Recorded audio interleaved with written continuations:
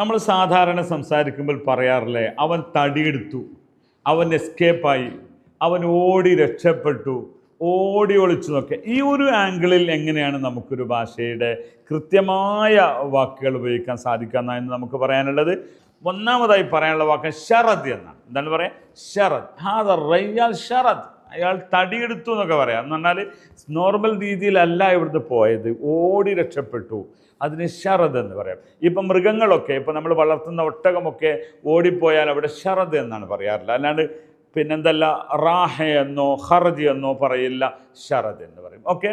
രണ്ടാമത്തെ ഒന്ന്, നമ്മൾ സാധാരണ ഈ വാക്കിൽ തന്നെ പറയുന്ന വേറൊന്നാണ് ഹറബ് എന്ന് പറയും. വല്ലാഹദ ഹാരിബ് എന്ന് പറഞ്ഞാലത്. അപ്പം ഷറദ് എന്ന് പറഞ്ഞാൽ ഓടി എന്നർത്ഥത്തിന്, എസ്കേപ്പായി ഓടി.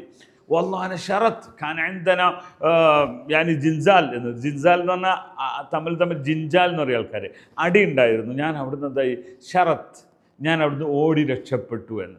അതേപോലെ പോലീസ് വന്നിരിക്കുകയാണ്, ഒരാൾക്ക് രേഖ അല്ല ഉഷുറുദിയാക്കി ഉഷുറുദി എന്ന് പറയും, ഉഹ്റുബി എന്ന് പറയുന്ന ശൈലിയാണത്. ഓക്കെ. കൂടുതൽ അറിവ് നേടുന്നതിനായി നമ്മുടെ ചാനൽ നിങ്ങൾ ഫോളോ ചെയ്യുക. അല്ലാഹ് ഫൽക്കും ശുക്രൻ ലക്കും. അസ്സലാമു